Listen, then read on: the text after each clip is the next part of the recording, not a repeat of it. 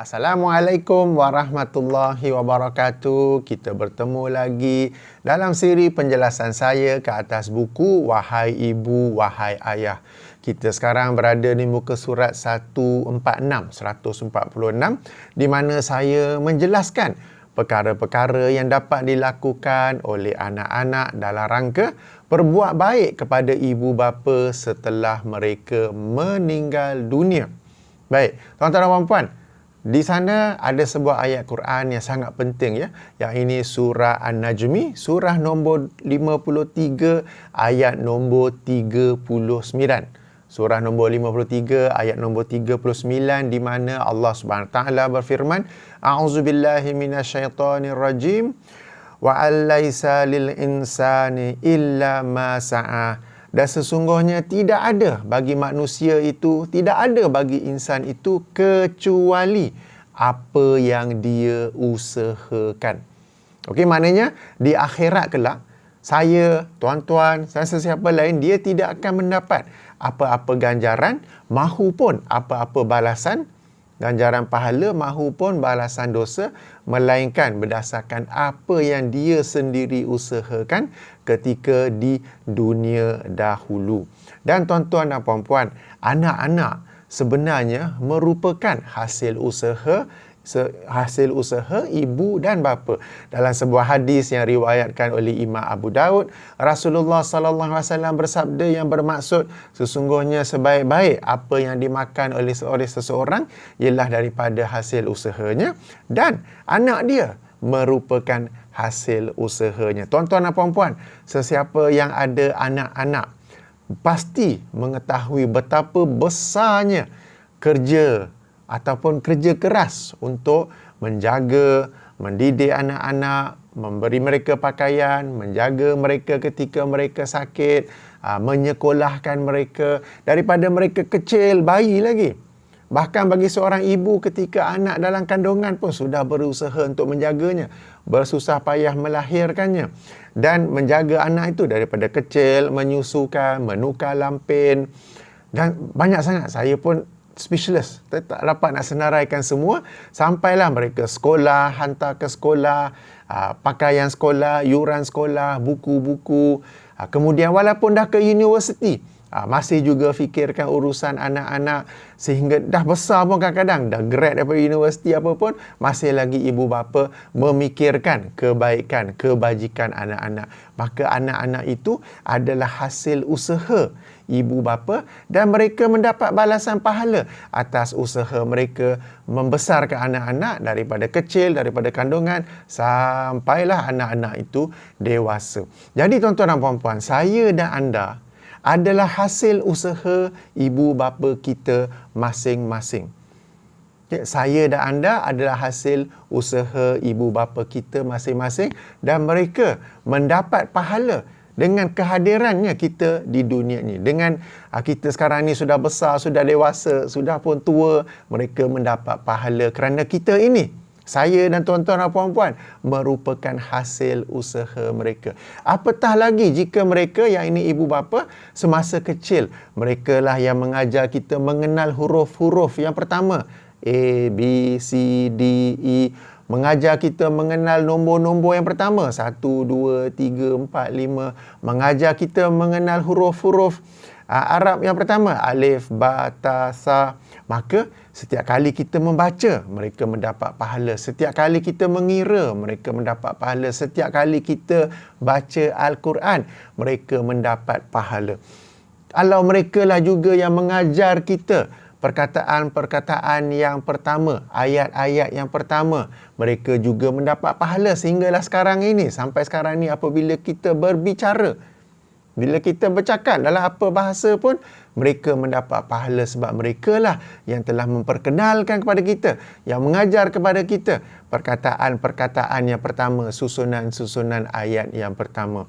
Tuan-tuan dan puan-puan, jadi dalam rangka kita hendak berbuat baik kepada ibu bapa, kita hendaklah sedar bahawa diri kita sendiri adalah satu pahala yang automatik mengalir kepada ibu dan bapa kita tanpa perlu kita nak niat-niat sedekah. tanpa perlu kita nak melafaz-lafazkan, nak sampaikan pahala apa semua tu, sebab kita ini sendiri adalah hasil usaha ibu dan ayah kita. Tuan-tuan dan puan-puan, meskipun ibu dan ayah kita tidak mengajar sesuatu perkara secara terus.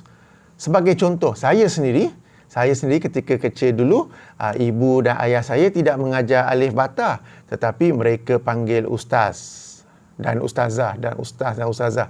Silih berganti datang ke rumah mengajar saya baca. Masa tu tak ada Iqra. Kita panggil apa? Muqaddam. Okey, mengajar saya untuk mengenal huruf-huruf dan membaca secara basicnya. Dan saya tak khatam Quran kecil-kecil tu, khatam Muqaddam saja. Okey, tapi dari situ saya dapat kenal yang sehingga sekarang saya dapat membaca Al-Quran, sehingga sekarang saya dapat membaca kitab-kitab Arab, alhamdulillah. Tapi huruf-huruf pertama itu adalah daripada usaha ibu dan ayah saya sendiri, panggil ustaz, panggil ustazah, mengajar saya dan adik-beradik saya. Saya sebut ustaz ustazah tu kenapa? Sebab silih berganti, sebab saya ni super malas, super slow.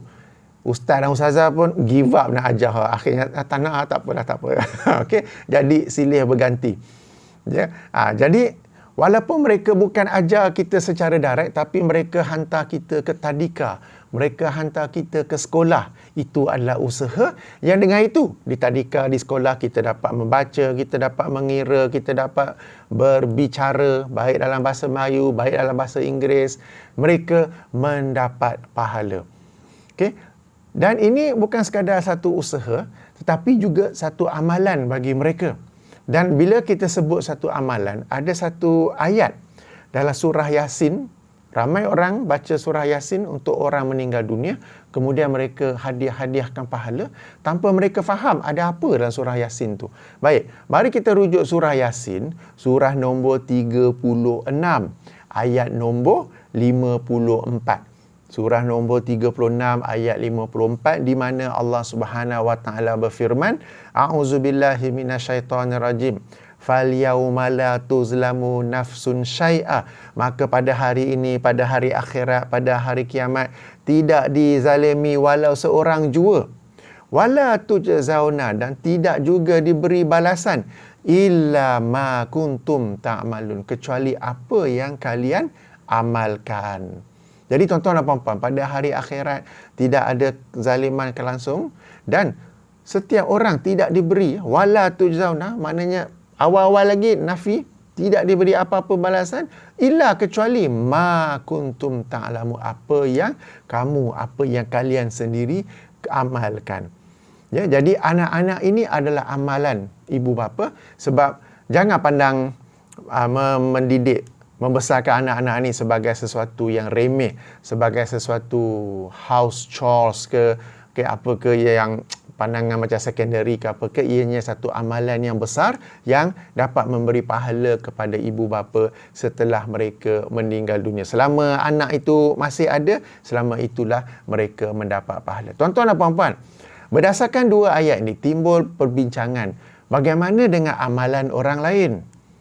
Boleh tak ia seseorang itu mendapat pahala? Katakan saya ini setelah saya meninggal dunia, ada si fulan membacakan Al-Quran dan menghadiahkan pahala kepada saya. Apakah ia bermanfaat atau tidak? Okey, jadi ini adalah satu perbincangan yang saya yakin tuan-tuan dan puan-puan pun tahu ada perbincangan yang hebat tentangnya.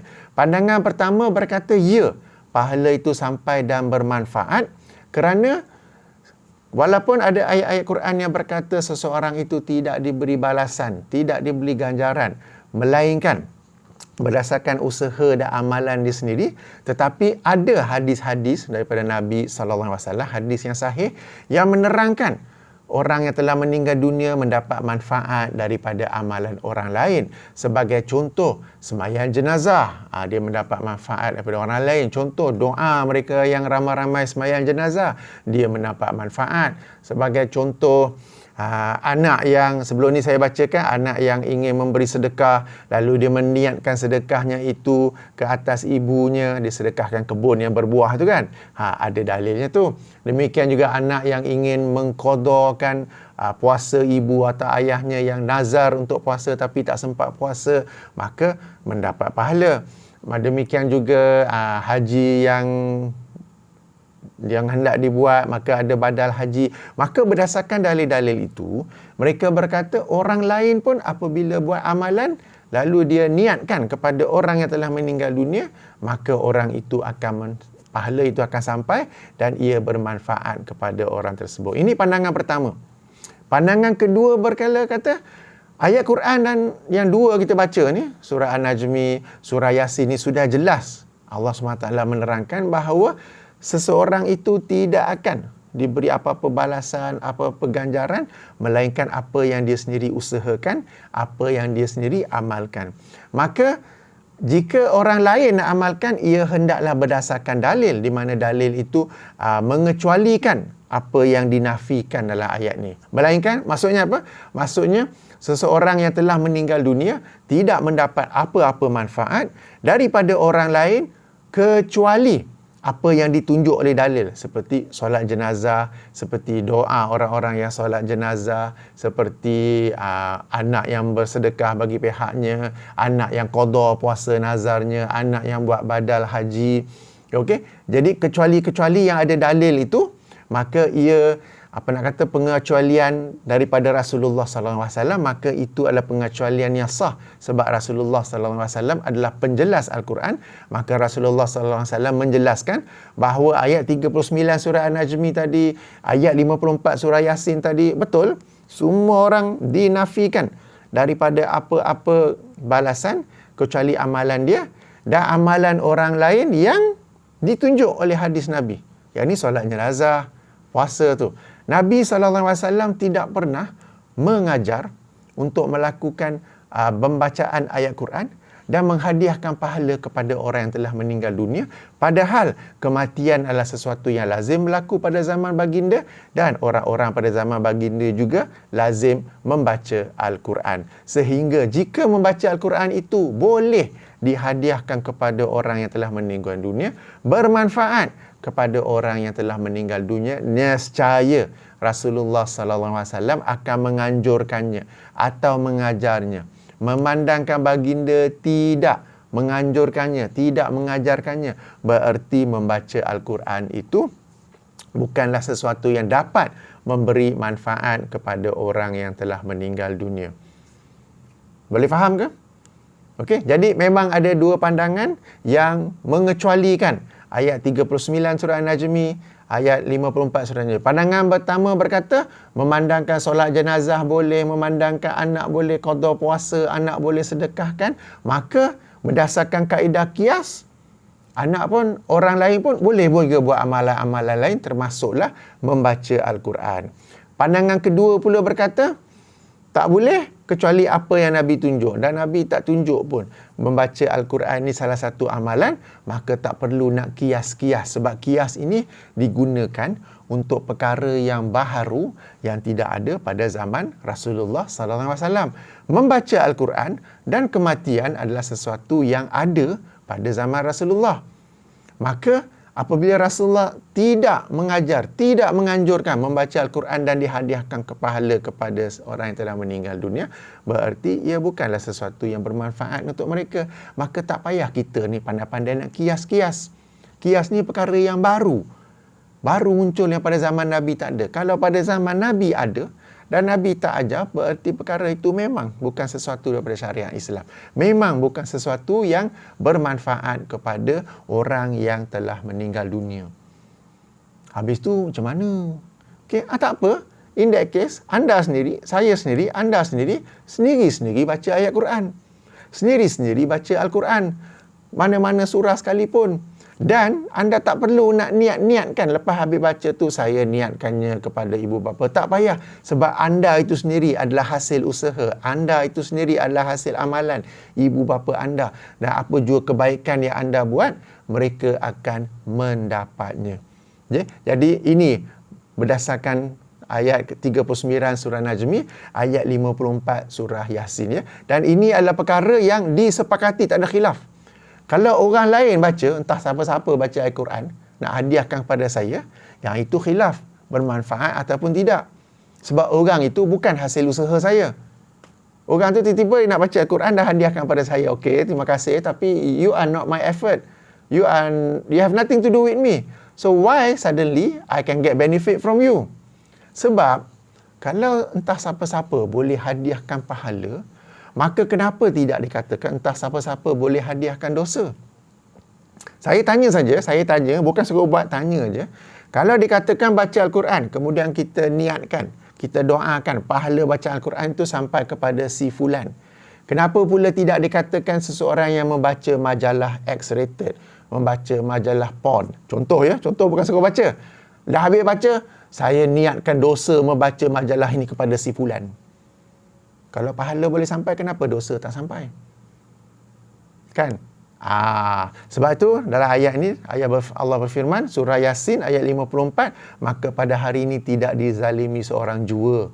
Jadi, orang yang nak hadiah pahala, tiba-tiba saya dapat pahala, tak adil lah kan? Orang lain tu tak ada orang nak hadiahkan pahala pada dia, sian dia. Orang lain baca majalah porn, kemudian hadiahkan dosa pada saya. Tiba-tiba saya yang banyak dosa. Tak adil lah kan, berlaku zalim di situ. Jadi sebagaimana kita berkata, tak boleh nak hadiahkan dosa, demikianlah juga tak boleh nak hadiahkan pahala. Melainkan kalau anak tu sendiri yang membaca ayat Quran, melakukan amal-amal soleh, maka ibu bapa secara automatik mendapat pahala. Secara automatik mendapat balasan, ya.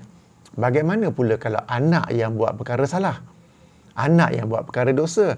Okey, jika kesalahan itu sesuatu yang ibu bapa ajar sejak kecil, maka itu ibu bapa pun akan mendapat dosa daripadanya. Sebab apa yang anak itu buat salah di kemudian hari adalah hasil usaha ibu bapa itu sendiri. Sebagai contoh, seorang ayah apabila berbicara asyik keluarkan perkataan-perkataan yang kosong, yang kotor, F word lah, apa-apa bad word, asyik keluar itu saja sampai-sampai anak pun terbiasa dengannya. Anak pun bila sembang, bila cakap asyik keluar perkataan kotor saja. Maka anak itu secara tidak langsung dilatih, diusahakan oleh ayahnya untuk biasa dengan perkataan yang kotor. Maka dalam kes ini, ayah itu pun mendapat dosa. Sebab apabila anak tu bercakap perkataan-perkataan kotor, itulah adalah hasil usaha dia sendiri. Demikian juga katakanlah seorang ayah ni, katakanlah dia ajar anak dia jadi pencuri. Dia ajar anak dia macam mana nak pick a lock, nak buka kunci, how to bypass CCTV system, how to apa semua tu. Maka apabila anak tu, ayah dah meninggal dunia, ayah tu menjadi pencuri juga, maka ayah mendapat dosa sebab anak merupakan hasil usaha ayah, dan ayah yang berusaha mengajar anaknya untuk membuat perkara-perkara yang salah itu.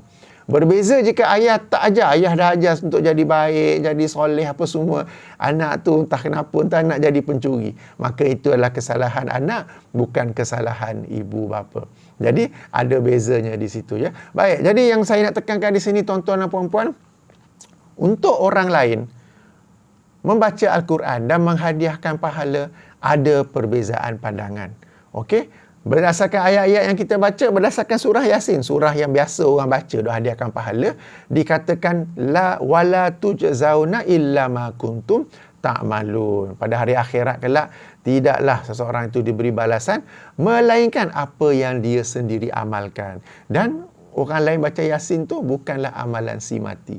Okey? Berbeza kalau anak tu sendiri yang baca. Sebab anak itu adalah hasil usaha, anak itu adalah amalan ibu bapa itu sendiri, maka dia mendapat pahala meskipun anak itu tidak menghadiahkan pahala bacaan kepada ibu bapanya. Ini satu poin pentingnya. Kalau kita tahu, tak payah wahai anak-anak, tak payah duk buang duit, panggil orang buat majlis tahlil, panggil catering bagi makan, panggil orang pasang kemah, apa semua tu. Tak payah semua tu. Sebab anda sendiri bila buat sesuatu amalan, anda sendiri yang akan menyebabkan pahala mengalir kepada ibu bapa. Yang anda duk panggil semua-semua tu sesuatu yang dikhilafkan. Buat apa nak ambil benda yang dibincang, padahal anda tu sendiri sumber pahala yang confirm untuk ibu dan ayah anda. Maka anda sendiri yang beramal soleh, tak perlu nak panggil orang lain beramal soleh. Tak perlu, ya, tak perlu semua tu. Buang duit je. Kalau anda ada duit ekstra, macam saya cerita dalam kuliah sebelum ni, dalam video sebelum ni, anda bersedekah dan niatkannya kepada ibu bapa, dan ibu bapa anda akan mendapat pahala. Jika ibu bapa anda daripada anda kecil membiasakan diri dengan teladan selalu bersedekah, ayah dan ibu anda selalu bersedekah, sampai anda pun kecil-kecil anda tengok, oh ini caranya. Lalu anda pun bila dah besar pun selalu bersedekah. Kerana terbiasa dengan kebiasaan ibu bapa anda dulu bersedekah. Maka apabila anda bersedekah, tak perlu lagi nak diniatkan, sebab kebiasaan bersedekah itu sesuatu yang merupakan usaha ibu bapa anda sendiri satu masa dahulu. Ya, jadi ada beza di situ ya. Tuan-tuan dan puan-puan, moga-moga bermanfaat ya dalam rangka kita hendak berbuat baik kepada ibu bapa. Sebenarnya kita ini sendiri adalah satu continuous pahala kepada ibu bapa. Tak payah kita nak susah-susah buat benda-benda lain, padahal kita sendiri, saya sendiri dan anda sendiri adalah sumber pahala kepada ibu bapa. Satu poin tambahan, bila kita dah tahu perkara ini, anda sendiri, saya, anda adalah juga ibu bapa kepada anak-anak kita. Jadi cuba berusahalah untuk mendidik, menjaga anak-anak kita sebaik-baiknya, sebab usaha kita, amalan kita diambil kira oleh Allah Subhanahu Wa Taala, dan mereka itu, anak-anak itu, apabila kita sudah meninggal dunia, anak-anak itu akan menjadi sumber pahala kepada kita. Maka take pride in what you are doing. Berbanggalah dengan apa yang anda lakukan dalam rangka menjaga, membesarkan anak-anak. Janganlah pandang ia sebagai satu yang remeh, satu yang letih lah, sesuatu yang alah buat cincai, alah kadar cukup lah, apa ya. Jangan begitu, sebab mereka akan menjadi sumber pahala anda apabila anda meninggal dunia kelak, berdasarkan ayat-ayat yang kita baca ya.